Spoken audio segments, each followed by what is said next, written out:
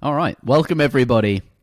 And I start every intro with all right. All right. All right. All right. Hello, ladies and gentlemen. All of one of those three. Anyway. Yo, what is going on? We're here. It's your boy, Interjection, ZeroEmpires, coming at you with a new hot Age of Empires 3 1v1 best of 5 match for the New World Championship. That really Are suits, you ready? That really suits that hat you're wearing, actually. Make sure you smash the like button and like, comment, and subscribe. That's right. We will only do this once. We will only say this once. Eaglemut versus Conqueror. Let's go. Let's go. Spawning in the south of the map, in the color teal, we do indeed have Conqueror playing as the Indians. In fact, it will be an Indian mirror, and we can see from the get-go both players' elephants going to be racing off to the side here. This is, of course, Pampas, Sieres. We're going to skip Fertile Crescent, which is the first map in this pool. It was vetoed by Eaglemut. So onwards to game number 2. I suppose we are starting with game number 2, but both players will be looking for the llamas here. And let's ship Control-Shift-F on. You can see frantically just coming here. I really like this from Eaglemut already, bringing this elephant down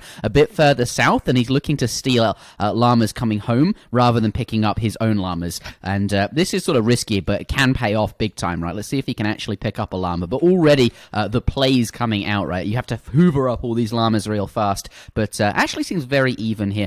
4 to Conqueror and 3 to Eaglemut there. Eaglemut taking a risk and it not paying off, perhaps. But that is the start of the game. People, oh, hello, we're in the black fog, but let's turn the fog off, and now we can see, oh, a treasure Zack. It's 80 coin. Let's take a look around. 70 food. Any wood treasures, they're the ones that tickle my fancy the most. Yeah, they are usually the big juicy ones. And actually the answer is no, but there are some respectable treasures, and the players, the Indian players, will now be going for them next. But off to a quick start, but looks like so far in this Age 1, Eaglemut with Eaglemut stole the llama. Oh, he did get it. Got it. He did get it. He's now in the lead there. That's worked out just nicely there. That this llama, you know, later on in the game, he might just get another one. No, I think that's close enough. In Age 3, the town centre will he's going in there like a cheeky... No, he knows that's not happening. He knows that's not going to work. But now going to escort this llama home. And, but 5 to Eaglemut. He's done a really... Okay, so actually, Eaglemut, he picked up another llama that was sort of stray in the top there. Eaglemut ahead in Age 1, I would say, just on the llama count there. But not to count out Conqueror. He's got the 90 food treasure really early on, and he is treasuring already. He's off into the middle of the map, and here's 70 food. So llama being escorted home, but Eaglemut, I don't think he knows that the llama doesn't need to be escorted, right? Because both these elephants are occupied, they're treasuring. He's playing it safe, isn't he? But maybe, Will, you could explain to all of the newer viewers out there, including myself, why those llamas are so important in this matchup. Because, well, livestock, right? It's just extra food. And in Age of Empires 3, these fatten up over time. We can see 62 out of 400 food, right? So at around sort of the 10-minute mark, they're going to be a big food boost when you might have perhaps no hunts left in your base. And actually, food, they gather at 2 food per second, whereas, you know, all the others are 0.8 from hunts, right? So these are much quicker. So at some point, you're going to have a big food boost. Pardon me, they're playing as India. Normally, that would be the case, but I'm just realized I was spreading erroneous information. Actually, this generates XP for India, so I'm being a moron. But yes, it's okay. We're all morons sometimes. We are. Normally that would be true, but this is really nice, right? 5 llamas is going to give him a bit of an XP boost. It's kind of like having, you know, some tiny little trading posts that are generating XP, and that's just going to improve his XP curve, and he'll have more resources and more advantages as a result of that. But Age of Empires 3 is a fast-paced game. We already have the Age 1 Agrifort coming down from Conqueror in the middle of the map here. Let's switch over to shipment sent. Distributivism from both players, but looks like Eaglemut is going to try and deny this vill, just trying to use his own villager to sort of block that there.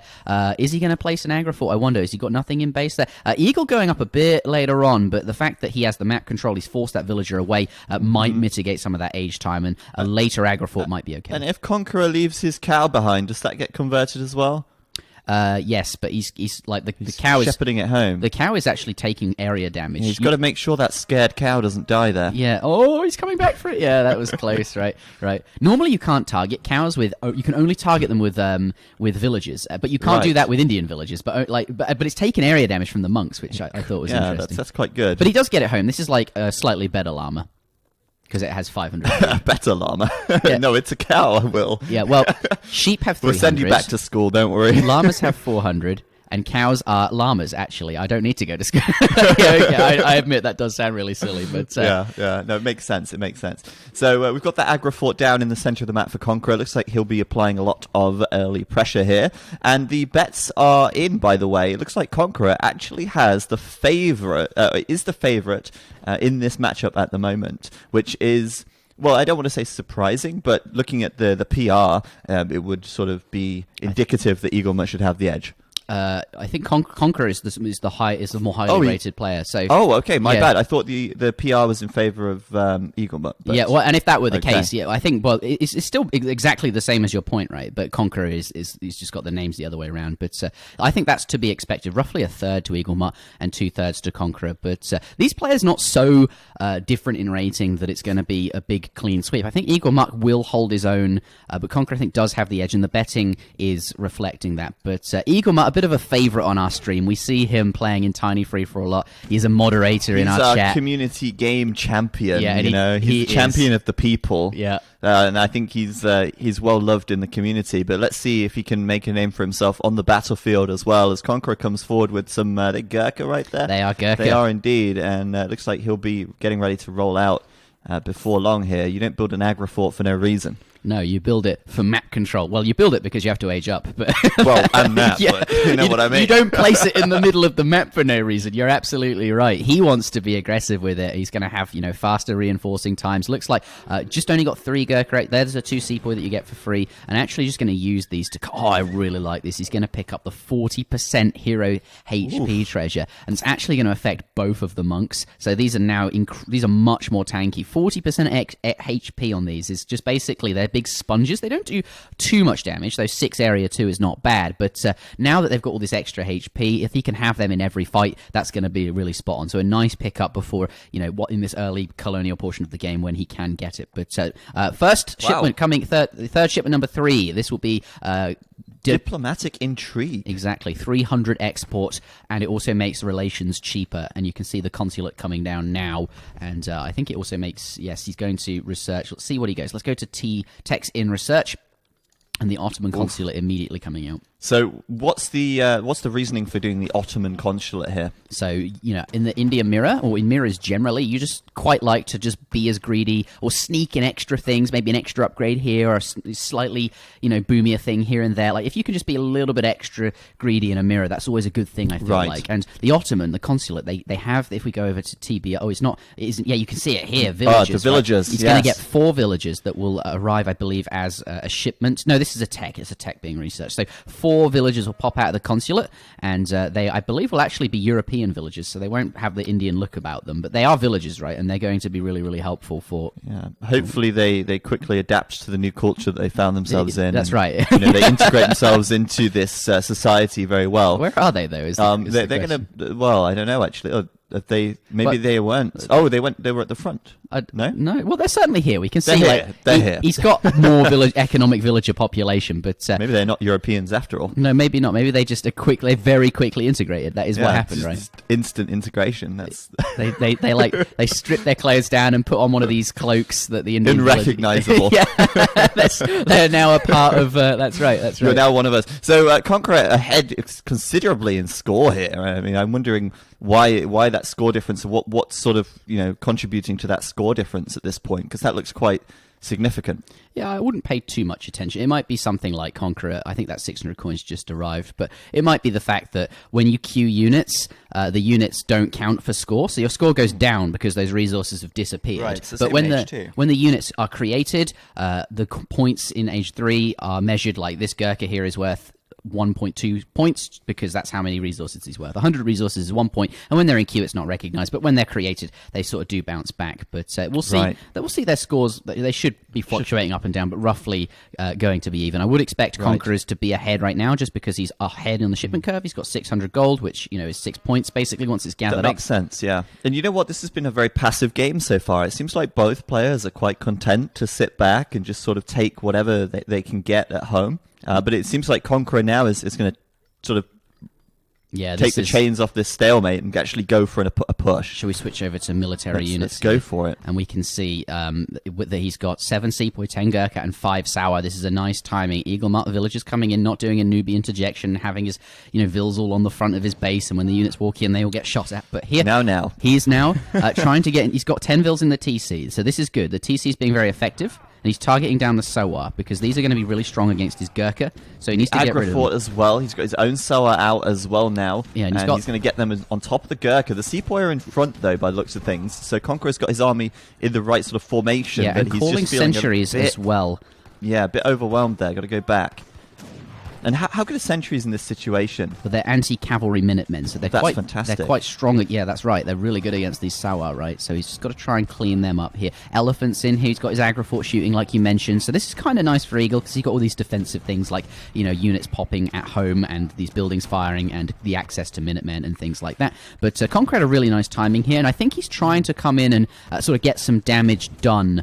This has been a really even trade so far. No one's really lost any villagers. And Eaglemut, he's bounced back in economic unit population. He also went with that Ottoman villagers by the looks of it here. But, right, and it looks like maybe Conqueror's overextending a little bit. Of course, he's forcing a lot of villagers to stay idle, but it looks like his push here is kind of running out of steam as we've got some Hussar coming in for Eaglemut, actually, to clean things up at the back. Yeah, the Gardener Hussar from, their gardeners, they tend the gardens, obviously. That's what they do on their horseback. They come from the Ottoman consulate. That's like an Ottoman thing. But you're absolutely right. It's run out of steam. He came in, he tried to do some damage to something, but he didn't actually kill any villagers. And Eaglemut just met him with a couple of units, didn't panic, put some vills in the TC, called the Minutemen, and it was in a great spot there. But also we're seeing 4 Sowars from the Conqueror as well as the Hussars as well, and he's coming back in, and this time he might actually get some villager kills here. Well, I think so, and I think Eaglemut here is sort of taking this gold or coin on the front because he needs some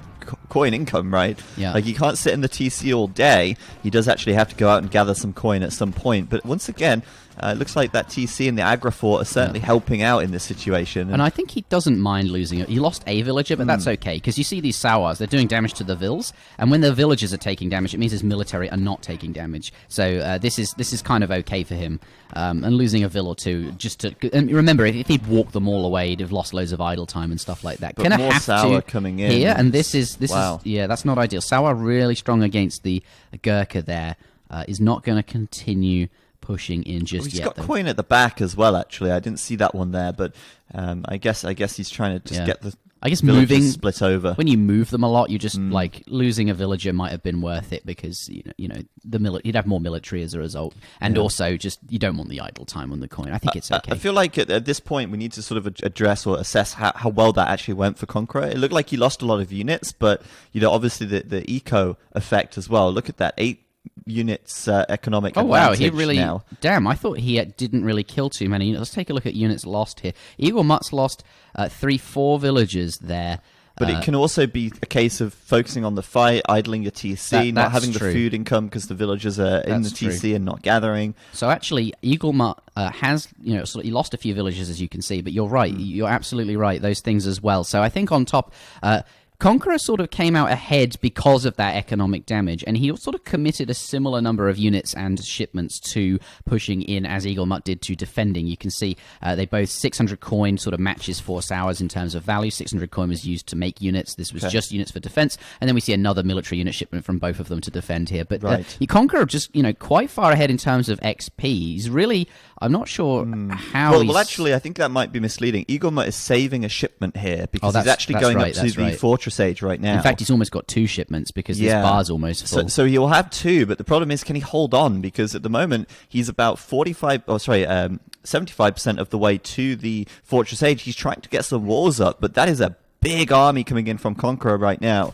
and Eaglemut needs to stall here, doesn't he? So what's he going to send when he gets to the Fortress Age? Let's take a look at his deck. He's going to lose a bunch of vills here. This is bad. He has to now make this work. Wow. He's gone up with the Tower of Victory. It's granted him some wood on the floor there, but he can't get to. He's not. Yeah, exactly. He's not going to be able to gather that up for the time being, which is going to be a little bit awkward. And this is not ideal. There's a lot of villagers in the back there.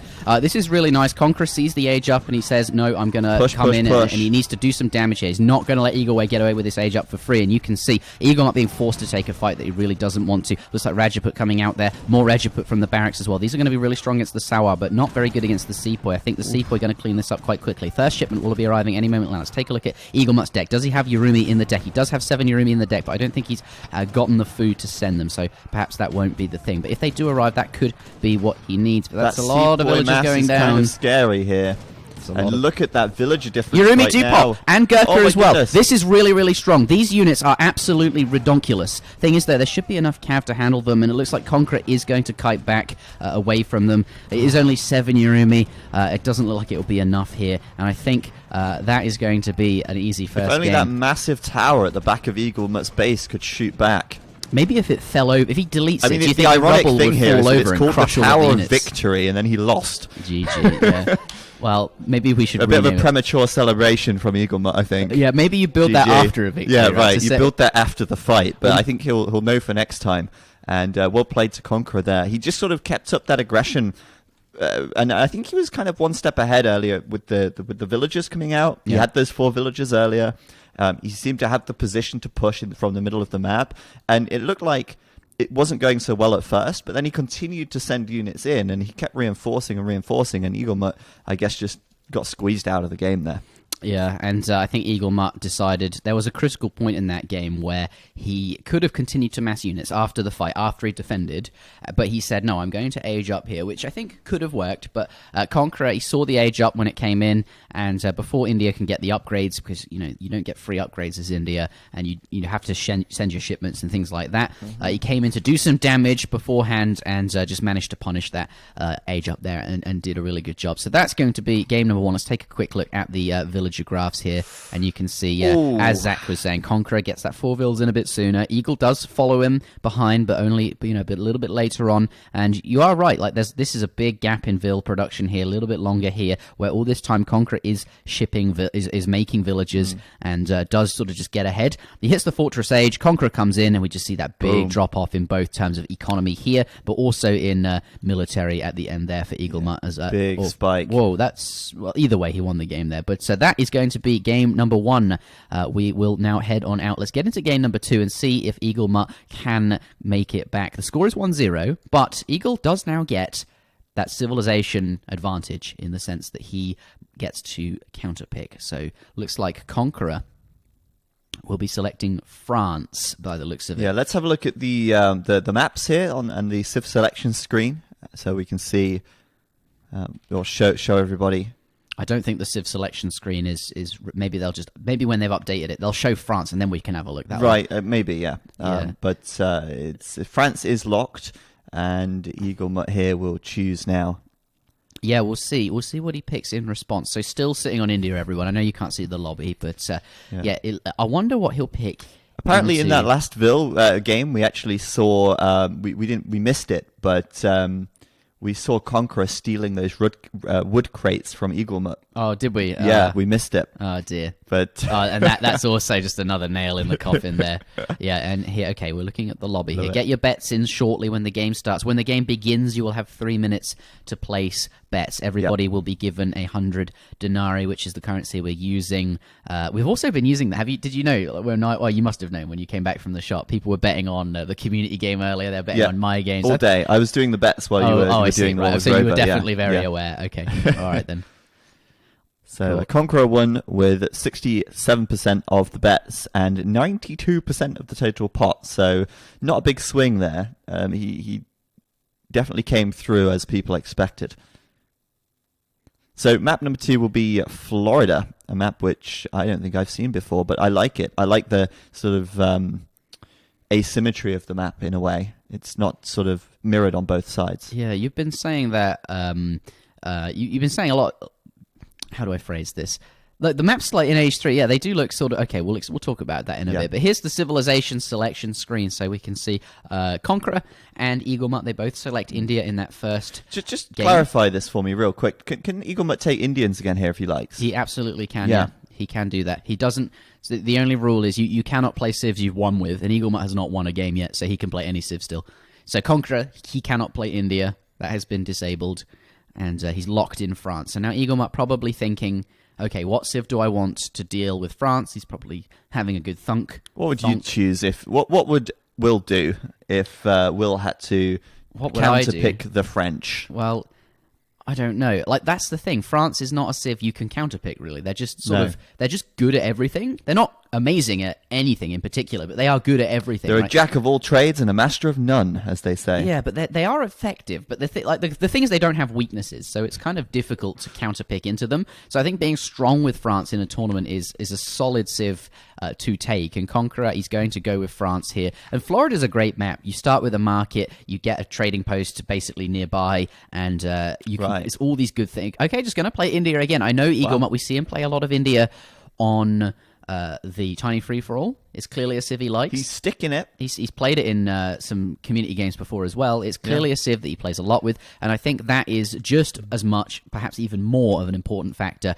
in civ selections than actually like counterpicks per se. I think any civ can go up against really any civ, but there are some, at the top level, top players will always argue about this, that, and the other. What's better here? What's better there? But India versus French is a fine matchup. Get your bets in. Get your bets in. They're about to start now! ! Bet Eaglemut or Conqueror, and the number of denarii you would like to bet on your selected fighter. You have They're going into the ring. They are. You have 3 minutes, so bear that in mind. Although don't run the clock down to the last second because your bet may not be registered. Get it in like a good 10 seconds before, like a proper or something. Casino. You're like those TV shows where they're like, like don't bet during the reruns or something like that. Like, lock in. It's like, do you remember those shows that would do like the bidding, the live bidding for things? Yeah. They're like shopping channels. Oh, no, I have no idea, actually. You've missed out, but never mind. Let's get into the game. Conqueror versus Eaglemut, game number 2. And already off to a flying start. India coming out on the map here. Elephants, I really like the scouting. One came up this side, one came up this side. They found a llama each, or a cow each, rather, or a sheep each, actually. They're not either of those animals that I said.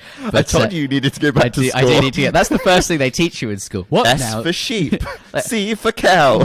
What noise Will skipped that part of his early childhood. The cat make? He was too busy playing Age of Empires. Yeah, clearly. But gonna stop off before continuing scouting for a 60 wood treasure. It's really nice. I like this scouting from Eaglemut. It's good to keep these elephants apart so they can scout more area, but not too far away that if you find a good treasure, you can pull amongst back together and then go for that treasure, whatever it is that you find. But France, they only get the one scout. No, that's wrong. They also get the native scout. So this is a good pick for Florida as well because of the llamas. You're going to have more ground to cover and you'd be able to find those sheeps more easily. But we'll take a look. A bit of Conqueror not getting the snare there, but the elephant, this upper area, possibly not wanting to scout up here now. A scout down in the south. He's hoovering up all of these sheep. Hoovering them up. Hoovering them up. Yeah, he's grabbing them all, right? Because the elephants, they've been up... That's a good way to clog your hoover. You don't want to be sucking up large mammals. No, that's not. You don't. That's not what you want to do. But I'm liking this very quick exploration of the map from Conqueror, and do you think that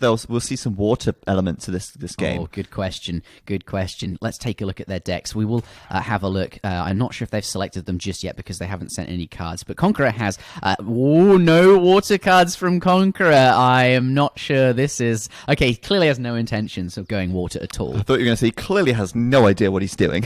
Well, that would be an insult to Conqueror. That would, especially since he's a strong player. It may be like he's selected the wrong deck, because I would expect to see, even if you have no intention of taking water. It's going to be great if Eaglemut has nothing for water either. We just I think it's all hot air from us. We'll see, but it's Florida. It's a water map. There's a lot of fish here. It's worth having. I would expect to see something like a frigate and something like 2 caravels in here. Can we see Eaglemut's deck? Anything else? Is he selected it yet? We can. Yes, it has been selected. Also, not going to go for any water cards at all. Now I'm wondering if they've agreed with each other some sort of like, let's not send any water stuff. But equally, maybe I think Eaglemut. It is also possible that he didn't send the shipment. He sort of waited for because he knew that the French player would get a trading post, which is what the French player did, and that means the French player's first shipment comes in a bit sooner at 1 minute 57 there. And Eaglemut, what he can do then is sort of check Conqueror's deck. He identifies that there aren't any boats in here, and then on the counter he doesn't have to respond in that way or something like that. But either way, that's very true. Sort of delaying your selection of your deck to sort of counter almost in a way. I wouldn't normally do that because your shipments roughly arrive at the same time. But when your opponent has a trading post and you don't, that could be the case. Right. But I'd still expect to see water, and I'm surprised that we haven't. But either way, let's take a look at the Age 1. So far, Conqueror getting 20 wood and 80 wood there. And we'll take a look at the economic units here and see how many llamas, or pardon me, cows he got. Conqueror on sheep, 5. They're sheep. I got that wrong again. What does the cow say? It's definitely that's how that goes. But Eaglemut not far behind. He's got 4 cows, sheep. Oh my goodness, doing it again. This is amazing. Yeah, I know. Oh, I don't know how long I can sit here and do this for if you keep this up. I know. Maybe I'm doing it on purpose now. Oh, look, Eaglemut. He's bringing a cow. I did that on purpose that time. A sheep back to home. But I'd say a fairly even Age 1. The Native American Warrior is actually a really solid treasure, and 60 food as well.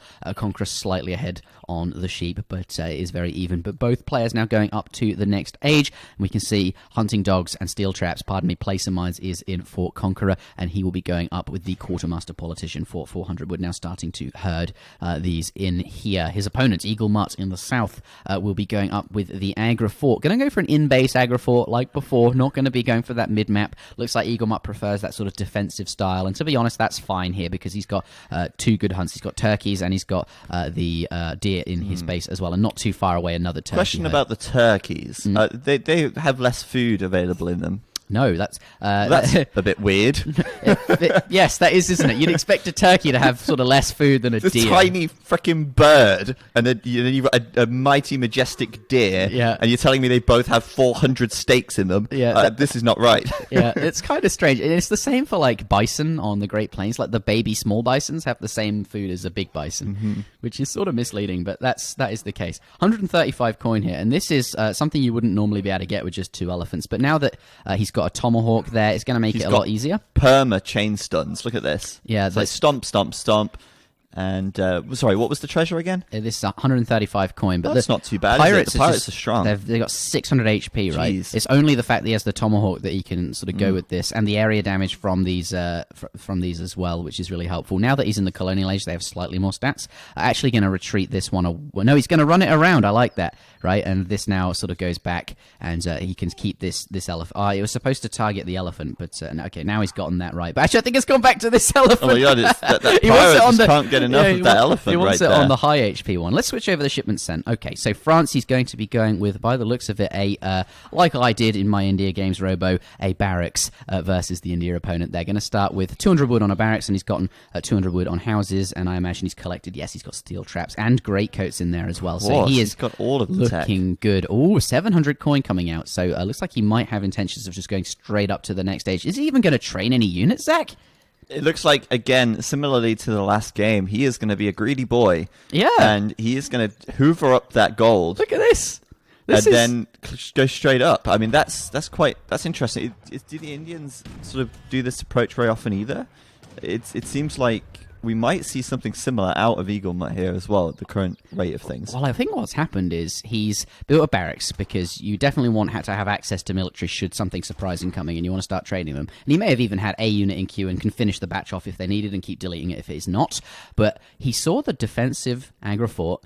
It wasn't in the middle of the map. Clearly, Eaglemut's not intending to be aggressive. And as a result, thought, okay, I don't really need to make units. I'll just skip the units, save the resources, go up to the next stage super fast, and we're going to see a 7-minute age up from France. He's now in the Fortress Age. This is brilliant. This is exactly what France wants. He wants to be in the Fortress Age. Very fast. And meanwhile, Eaglemut did just train a bunch of Gurkha there, I believe. And he is going to be realizing that, hey, I probably should go up too pretty soon. But he's just sent the diplomatic intrigue shipment. So he's not actually going to have the coin to click up here unless he gathers it all by hand. I don't know if he has a coin shipment in his deck. Is that something they have? Yeah, Eaglemut, they do have coin shipments. Yeah, so he didn't send that. Going for diplomatic intrigue, and then I expect, Ottoman consulate. Going to go with those 4 villages. Really solid build here, and I wouldn't be surprised to see... I am surprised to see Rajput. They're like sort of pikemen. They're not great to be training, but he is going to go for them. Maybe he's expecting some sort of cavalry raid. He's got gardens out too, by the way. Oh, looks like maybe he's gearing up for some sort of colonial push. And I think that's fine from India because they actually have access to Gurkha, which is skirmishers, and Zembaraks, which are dragoons in Age 2. They're the only civ that has both those Fortress Age units available in the colonial age, so to speak. So India could well just stay Age 2 and play this and sort of keep up, although being in the Fortress Age, having falconets and having these sort of free skirmishers, upgrades. Veteran skirmishers. This is like pure greed from Conqueror. 1,000 wood to open with. Like, that's possibly the best Fortress Age shipment in the game in terms of villager seconds. But the interesting thing here to me is that like they're both playing greedy.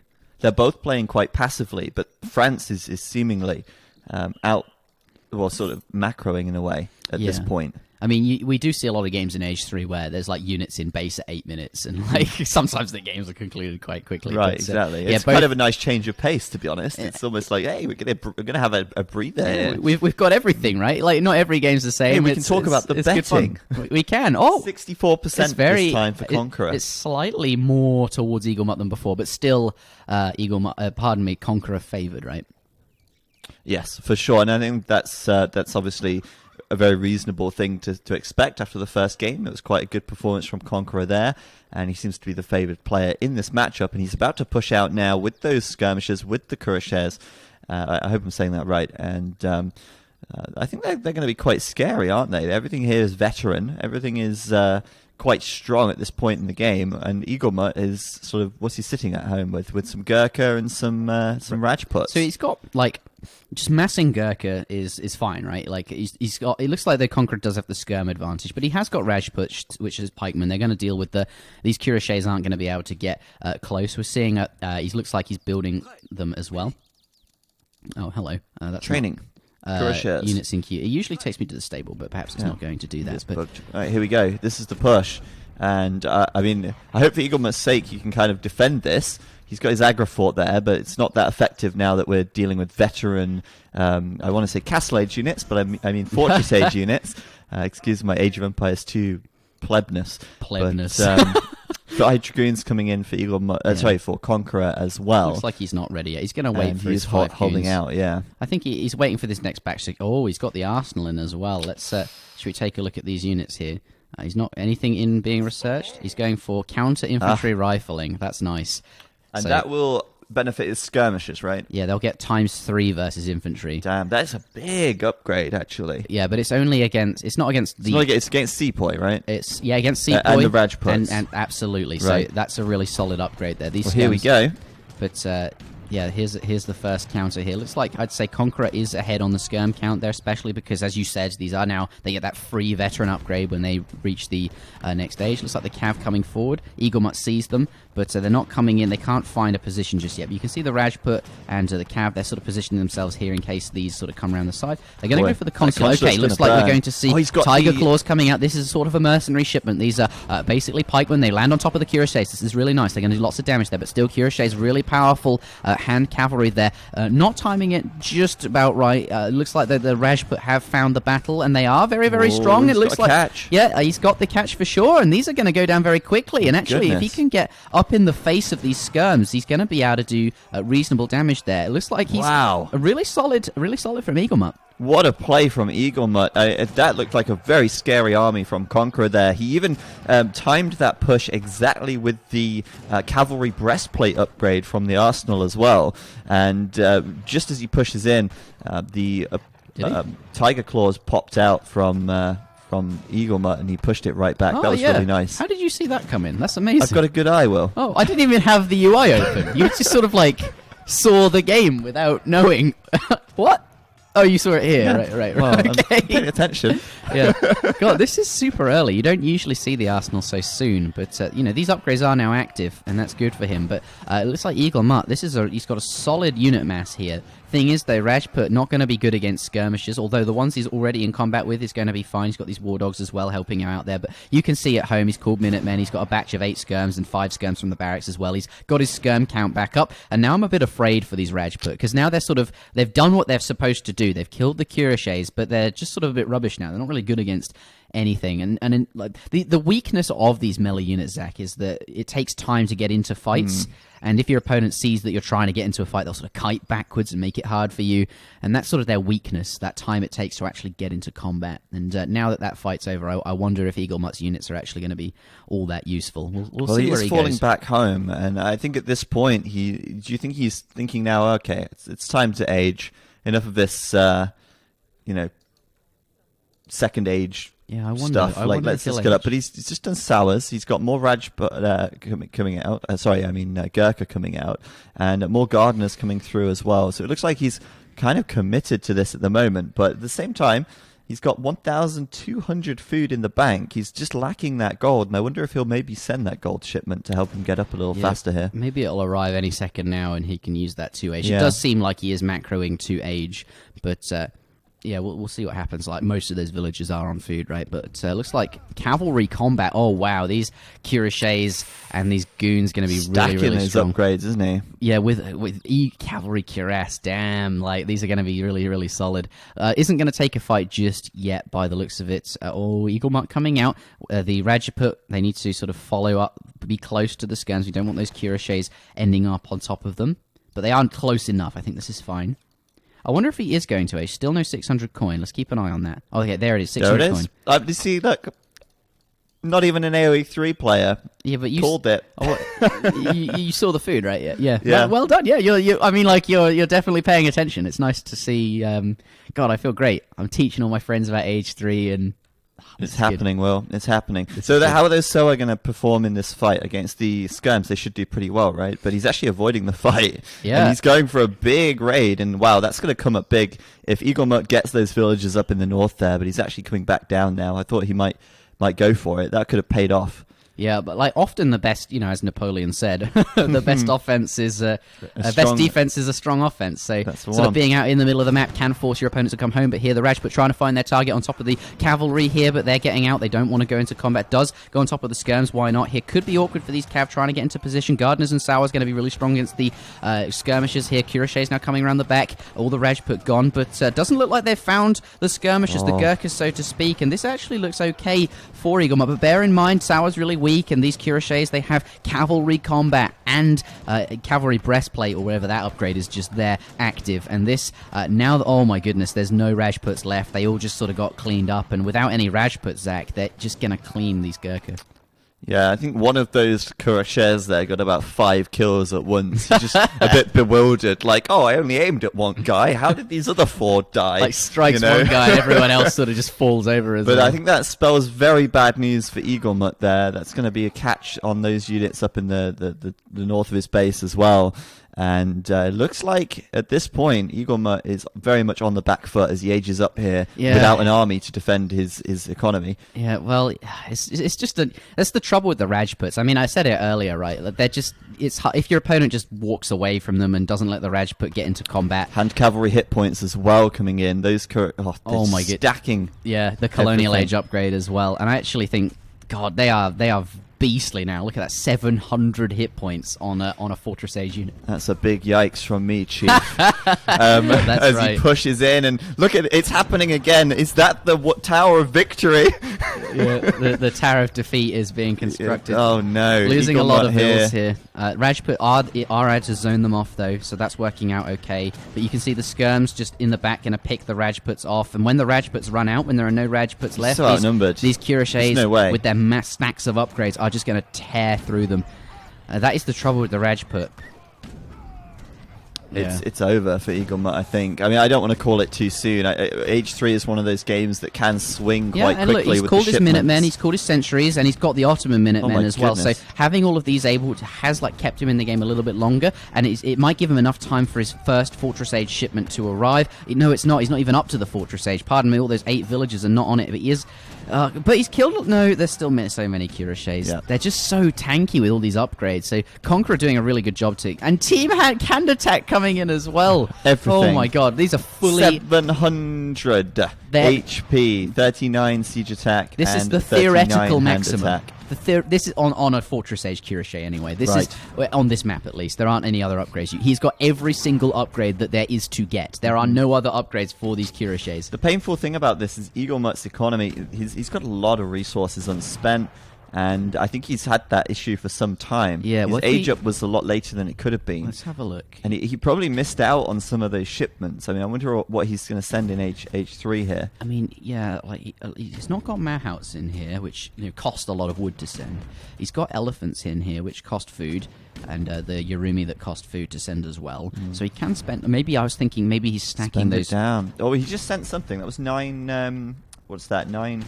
9 Zambaraks. Yeah, there you go. Yeah, that's what he needs. This is the so the Rajput is the weakness of being picked off, but these are fast-moving ranged cavalry now getting the disciplined upgrade. These are dragoons, right? And they've got like good stats, like 3 times 3.5 at range, so it's a lot safer to deal with cuirassiers with this kind of unit. But I think he's going to catch them. That's good. he's going to get the catch. But just look how tanky they are. They're unreal. This is like the hard counter. These units hard counter the cuirassier. But look how effective they are with Like all of war these. elephants in H2. They're bananas. This is ridiculous. That is insane. And there you go. Eaglemut now getting raided at the top. He's a bit afraid, I think, to walk in. And we just saw team ranged infantry attack as well. So Conqueror is really just, in this situation, I see Eaglemut sending a lot of shipments of units.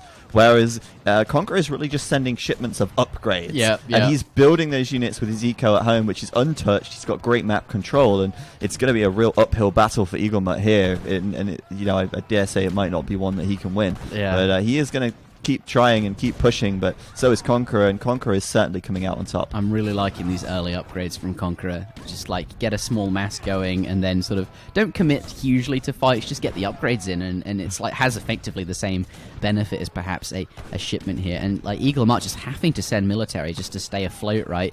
And even so, it's just so tough. The Cuirassier is so strong, and there's now so many units here, and just having a hard time sort of let's take a look at units in queue, just queuing units, right? Yeah. Okay, Zach, what's do you this? know what these are? Ninjas. No, they're not ninjas. they are Mahouts. Mahouts. They're exceptionally. They might even have as many hit points as these fully upgraded Cuirassiers. Well, I should hope so, because he needs as many hit points as he can get right now, Will. Yeah, it's kind of disappointing that like the Mahout will only have slightly more hit points than these Cav, but the Mahouts are very, very strong. They're mounted. Where are they being trained from? From the here they are. There they are. Let's have a look at them. Well, slightly more being about 400 more, but Yeah. still very, very good. They have 4 upgrades. Like Yeah, these have nice. no upgrades. That's the trouble, isn't it? But I do feel like, as far as value is concerned, I feel like Conqueror is getting much more value. That those upgrades to his military units will have long-term value. Yep. Whereas Eaglemut's really just trying to send those shipments to keep himself alive. It's not a long-term proposition in the game, and I feel like that is costing him here. As the game goes on, this should stack further in Conqueror's favor. But let's see if those Mahouts can really do anything. There's only 3 of them. I don't think So it's unlikely, isn't it? It seems tough. I mean, like Time to revolt. behind all of this, we can see just like constant Villi production. It's now at 60, recalculated to 41 there. He's just all over the map on these natural resources. And here, Eagle just sort of backed into the corner of his base. He's going in, though. Yeah, he's going in. We'll see what he can do. And that's 1 Mahout down. The Cuirassiers are That's just 2 down. They're like almost as No, good wait, as the no, they're Mahouts. still up. They're still up, actually. My bad. Now 1's down. But blimey, that's just they are tanks, but it's just not tanky enough.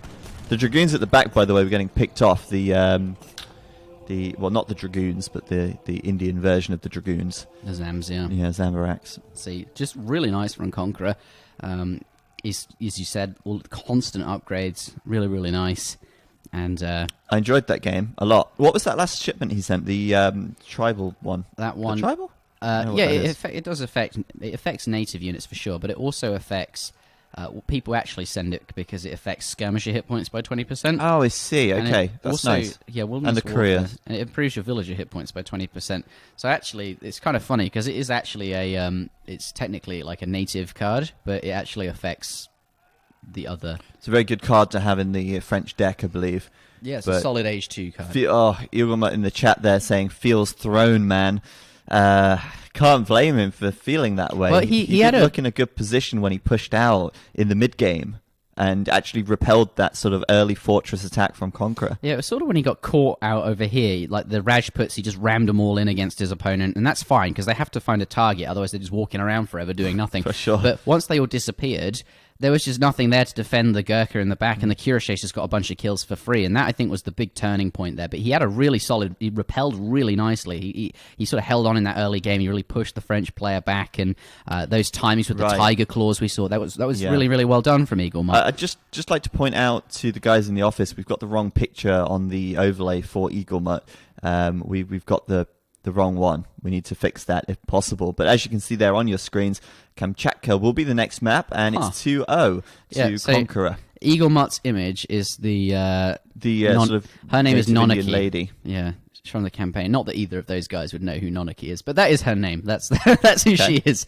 That's who that person. This is a Kanya horseman. Yeah, and this is I don't know what this is. See that though. Oh, they can't. Yeah, you're right. I should stop talking about it. But yeah. So game 3 here going to be Kamchatka. Can Eaglemut pull it back? I think he's got potential. I think he can do it, but it's definitely going to be a tough fight for him on Kamchatka. This map, we saw it earlier as well, sort of favouring sort of early, sort of mid controls, fighting for the middle of the map there. Sorry, yeah, the one where you rush to the middle for the sheep. Yeah. Not the cows or the llamas, the sheep, yeah. Well, it's probably going to be some other animal that it'll be like not considered. It is it's really a goat or something. It is a goat, isn't it? It's actually a goat. Damn it, God, this game gets me every time. Why are there so many animals? Yeah, there's also, what else is there? Yaks are in the game. Water buffalo. Yeah, water buffalo. My favourite. What else? We don't have pigs, though. There's no pigs in Age 3. I don't know why, but there are no pigs. There were no pigs in the Americas. That's why. That's fair enough. Actually, yeah, okay. That's actually the reason. That makes a lot of sense. That's actually... But were there sheep? They brought the sheep over. Yeah, probably. I mean, they could have brought pigs as well, I guess. Yeah. But there were boar. There were wild boar. But regardless, Kamchatka coming up next, and we'll see. It looks like Conqueror is going to go stick himself in with the Brits.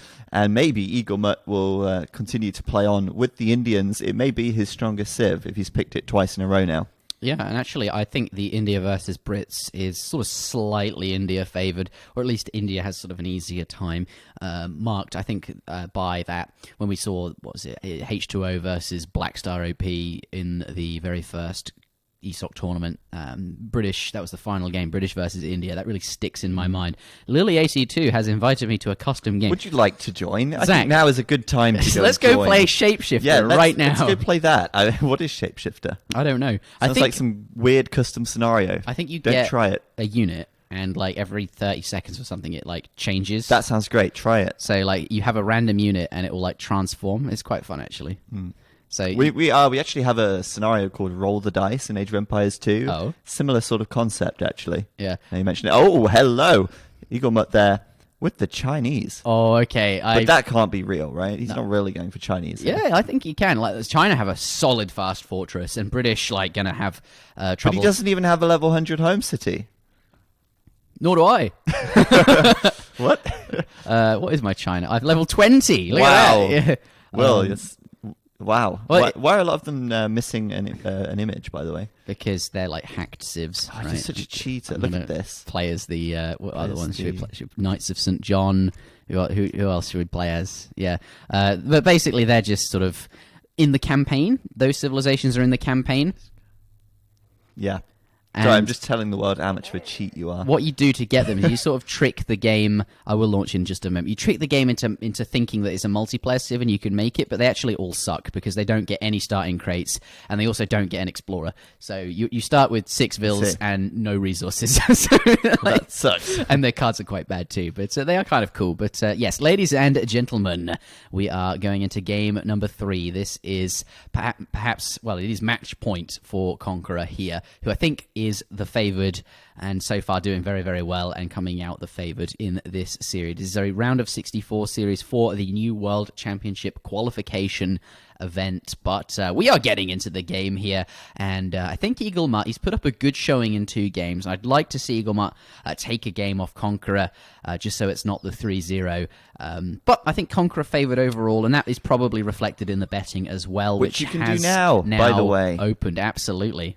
Yeah, get those bets in. ! Bet, Eaglemut or Conqueror, followed by the number of denarii you would like to bet on that player. Currently in the lead with 2,300 denarii. It's the name Daniel. See if you can knock him from his top spot. Daniel in the lead. Okay, but interesting choices right from the get-go here.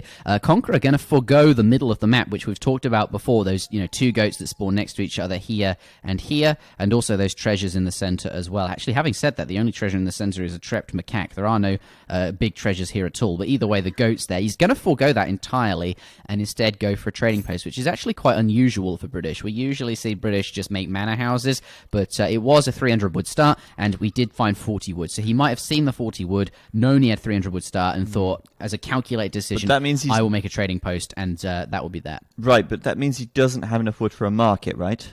No, he's not going to go for the market, but he does want that extra XP. So clearly his build order is like more XP orientated. Okay. And I think against China that's perhaps fine because he just wants a stronger XP curve. He wants those shipments arriving a bit sooner. And we'll see what he has in mind. Can we see his deck just to see what shipments he might be sending? I will show it to you shortly because currently there won't be anything. Oh, he has got a deck ready. Often Virginia Company, there you go. Yeah, that makes a lot of sense, right? But often you don't. The players won't have a deck ready. Like Eaglemut probably doesn't have his deck. Okay, they do. Okay, I'll just stop. But usually you wait until the 3 builds have arrived. Yes, that is the case. But he does have Virginia Company. Makes a lot of sense. So often when you send Virginia Company, you do want a bit of stronger XP curve because you're going to be sending 700, 600 wood, and you just sort of want to get the boom going from the wood shipments. And you're going to have to send an extra shipment, which is the Virginia Company. So I expect to still see 3 villages from Conqueror and then see Virginia Company afterwards. So to compensate a bit for having to send an extra shipment, he just needs the trading post to just speed up the rest of the XP curve. So that's kind of what he's doing there.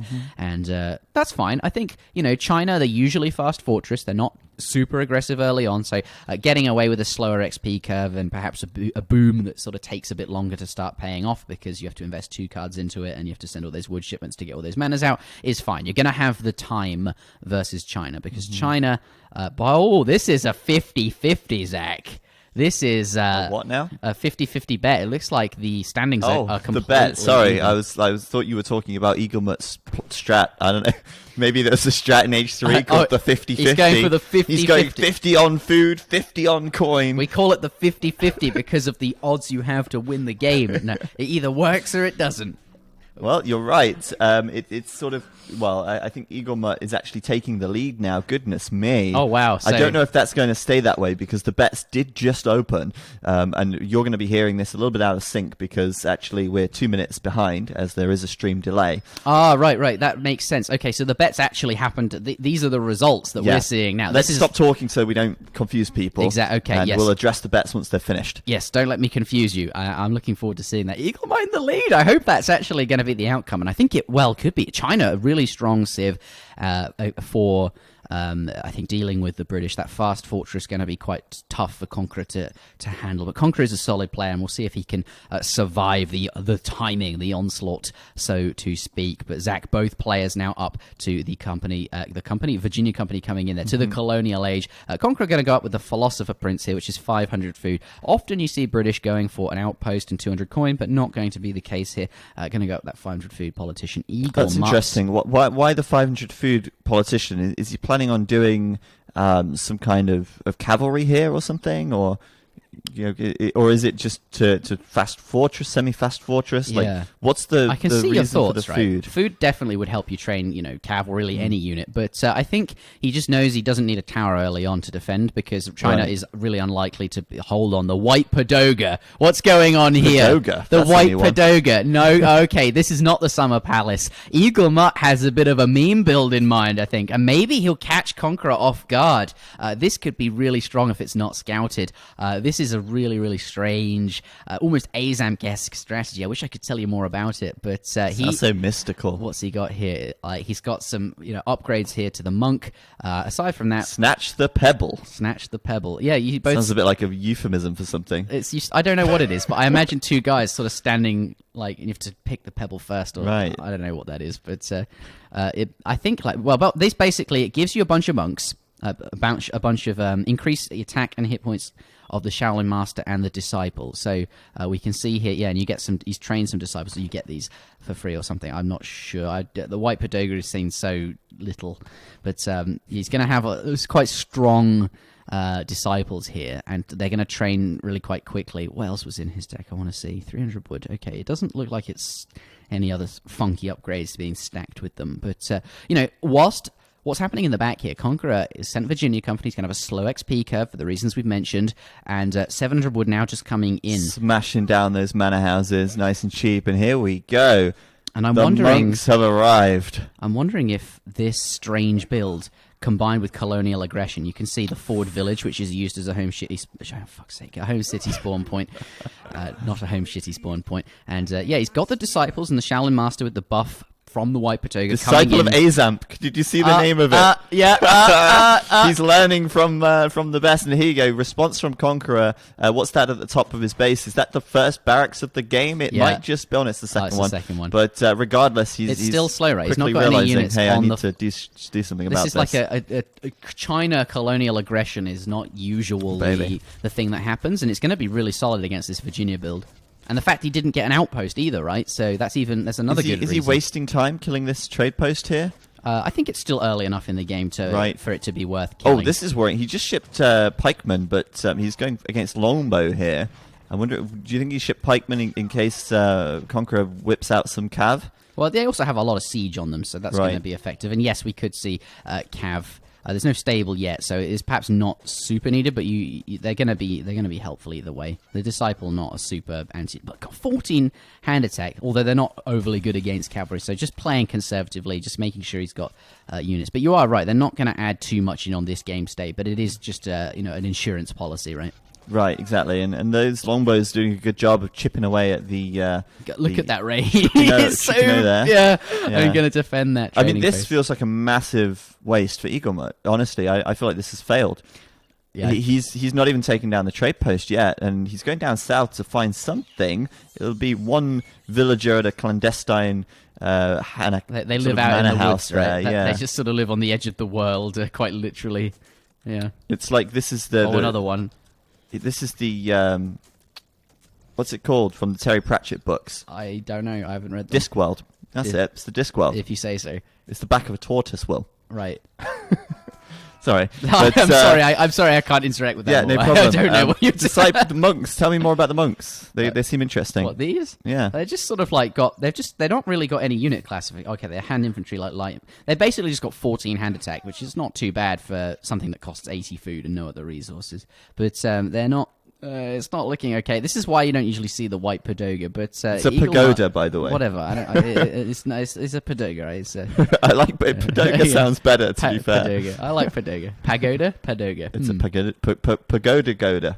Yeah, I think you are right though. Look, he's gotten his longbows out, and longbowmen just really effective against all of these because right. They're just sort of short ranged. He's only got a couple of chokanus. Come on, okay. What's this? This is what he needs. These are Rattan Shield, which they're a bit like Coyote runners. So they're sort of cavalry style units. So they're actually going to be very effective against the longbows. So obviously, at Aztec they can't make cavalry. That makes sense. And these are sort of similar units to the Coyote. These are not Aztec units, but they are similar. But these are going to be really good against the longbow. In their grill. Oh, wow, they're slashing down those guys. And there's pikemen out from Conqueror as well here. This will be the fight. The pikes from getting to the Rattan Shield. So the Rattan's just going to clean up the longbows whilst the pikes can't really do anything about it. We've got Minutemen coming out at the back. This is good for Conqueror by the looks of things, though. Yeah, great fight for him. I mean, the Rattan Shields haven't achieved as much as perhaps Eaglemut was hoping for. But the meme build didn't work, Will. No, it doesn't. I think maybe in that final game he's just going for a, blaze of glory way out as he plays his final game in this round. And unfortunately for Eaglemut, he's kind of been beaten here by what I can only call trash units. pikemen and longbows. They're not exactly the heavy hitters, are they? Well, longbowmen are. Well, they could be, but Yeah. you know, But they don't have a gun. Will No, it's a different- I see. You know, right, I see. We're still using units here that were around in the Age of Empires 2 time period. Okay. And this is Age 3. The game actually does call them archaic heavy infantry, but longbowmen are quite different. Work. They're quite different from crossbowmen, which I would agree. Crossbows are a bit sort of rubbish, but longbowmen just are different in the sense that they just, I don't know what it is. Well, it's clearly their longbow, right? But Conqueror dealt with it really well as soon as he saw these weird stuffs happening. Does Eaglemut have a plan B here? He's not given up yet, but I think that's classic Eaglemut style. He's got a lot of goats actually, and he's in terms of the score. Okay, actually, he is not doing very well, but it's Conqueror dealt with it well. He got this wall in, which was really helpful, maybe, and the units. He got his longbow out. He started training them as soon as he saw that that this was an issue, and now he's sort of pushing back out. This village will go down. Could potentially. Do you think? I think there's a small chance that this village might get burned to the ground. It's a non-zero chance right now. Oh no! I think. Oh yeah, he got it. He got it. Good job. Let's just make sure. Yeah, that's definitely gone. Yeah, there's even some fire and flames there. As Conqueror moves his way forward and almost gives Eaglemut more time to prepare. What is he preparing with? Well, he's certainly moving his sheep backwards toward the classic Eaglemut. Let's go up to the next stage. To the now? fortress age. Is this the time? Well, it's okay, right? Because he's still fairly early on in the shipment curve. I mean, it could be sooner, but he's got a shipment stacked up, and they do have some really strong shipments in here. I think you're maybe putting too much emphasis on the shipments here. I mean, how many? An 11 unit. It's increase for Eaglemut. I'm not saying Eagle can win. Look at Conqueror's army. He's got so much stuff. Obviously, the Conqueror is doing very, very well and is clearly leading the game. But I think what Eaglemut's thinking is I could stay colonial and sort of lose slowly, or I can go to the fortress age. And I might lose really quickly because a trail of fire. I might lose really quickly because it's just so risky to do that. But this is sort of the winning play in the sense that it's. Like, you can't win the colonial. Why you is just can't do it. So he needs to go up and get that tech. And although I think he's going to lose with either option that he picks, but at least this one, there is like a slight chance he can get those techie units and go from there. But he is kind of taking his time to come in here. I think he's identified now that there is nothing from China. He's just seen the age up, and now that he's seen the age up, I think he'll have a bit of confidence in his step and can sort of come in here and do some damage.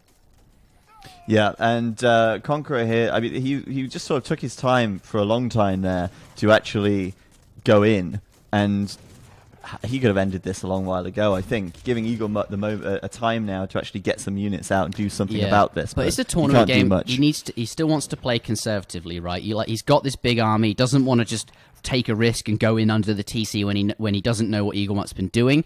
And although he can probably he can probably tell by the score Eaglemut's not been doing very much. But you got to be safe. You can't just go in and take a fight where you don't know what it is you're getting yourself into. But as soon as he saw the fortress edge, I think he had a lot of confidence just to go and do something. But at this point, he's obviously in the lead and is probably going to win this by a big margin.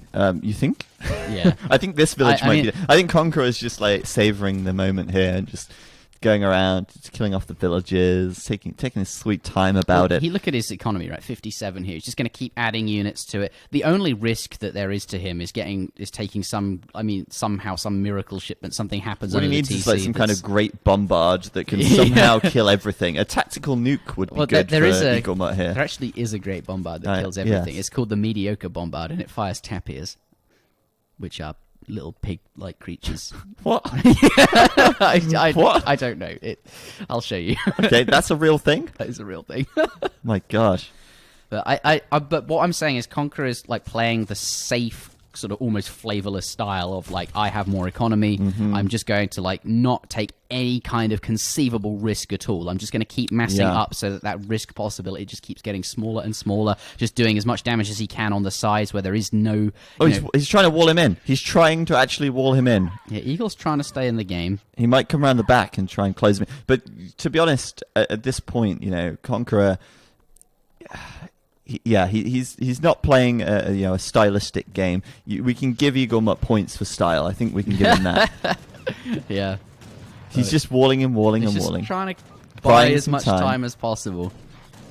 just trying to get the units out. Look, he's got the arquebusier are trying to do some damage at range, but the longbowmen not having any of that. Pike's now coming in. They got a lot of siege. There's a hole. There's always a hole. He's going to patch the hole. There we go. But it's a lot of dead villas and more walls. Eaglemut really just doesn't want to admit defeat, but I think it's far from. It's looking over. It is looking like that Conqueror is in the lead here. Look at the graphs. Maybe the white. Look at their graphs. Maybe the white pagoda has a laser beam attached at the top, and he's just researching the upgrade. Yeah, it now. sort of harnesses the power of the sun and sort of directs it like a giant mirror that just you direct it. It's like a laser beam. It just sort of tears them all down. Unfortunately, no. Unfortunately not. I don't think that upgrade's coming in. No. We can take a look at techs being researched, but I'm pretty sure there isn't one there. But the tech that is coming in now, Conqueror going to go up to the next stage. Not that he needs to, but with this big unit mass here, and the fact that he's sort of floating sort of near 200 pop, he's now sort of going to get his upgrades in. But GG. Eaglemut, he holds on to the very end. He's not going to resign until Conqueror actually comes in his base and says, hey, look, I'm going to kill all your stuff now. Eaglemut, he played it out until the last conceivable moment where he still, had things going, and there could have been some chance, but good strat. Was he talking about his own strat, or no? I don't think so. It seems odd that he would pick China here to do that. I think he just sort of. He wanted to try his luck at sort of I guess more of like a cheesy strat or like an all-in sort of attempt. I think you're right. I think like he played India twice and realized, I didn't manage it on either of those times. Why will it be any different here? Maybe he doesn't like British versus India as a matchup, so thought, okay, I'll just play China and do something a bit crazy because I'm already 2 points down, and maybe I can pick up a point doing something a bit weird. Didn't work out for him, but I think ultimately we did expect Conqueror to go through. He was the stronger player on paper, and he does come out with the 3-0. But yes, thank you very much. Thank you very much for watching, everybody. We're not done yet, although we are done with tournament games for today. But we'll play some more Age. But this was a game from the round of 64. So if you're tuning in and you're thinking, oh, what were these games? Actually, tomorrow we'll have a show match for $100 between two top players. Will who? I'm still figuring that out. Okay. Yeah, it's going to be Tabben from Sweden. Hey. It was going to be Hazza versus Soldier, but Soldier's brother, who isn't Give You Anxiety, is another brother, for those that do know those two. Soldier's other brother has torn a ligament. So oh dear. Soldier is currently sort of babysitting him. Well, not babysitting, but helping him out or something like that. So Soldier can't play. He was going to come back and do the rematch, but he can't do that anymore, which is kind of why we don't have a player yet. But it will be Tabben versus somebody, possibly Hazza, but it might not be. If not, it will be Maito, because but then that means I can't cast with Maito. But that's fine. We'll figure it out. We will have a game. It just means if Maito's playing, he won't be casting. But, tomorrow at 18 GMT, we will be back with Age of Empires 3, $100 show match. Yeah, and that will be between two top players, like top 10 players. Top players. Yeah, this match was a match from the round of 64, so very early days in the New World Championships tournament. And we'll also be doing another Steam game giveaway, so if you want to win... Oh, should we do the betting? Who won the betting for... here it is. Yeah, there's no prize today. There's no prize today, but this tomorrow there will be a prize. Well, I think this will be the end of the betting, unless we want to continue. But I want to read out the standings, perhaps. Okay, there it is. Snudden coming in number 5th with 1,003 points, or 1,203 points rather. Tom 7 DeLonge coming in with 1.3k points.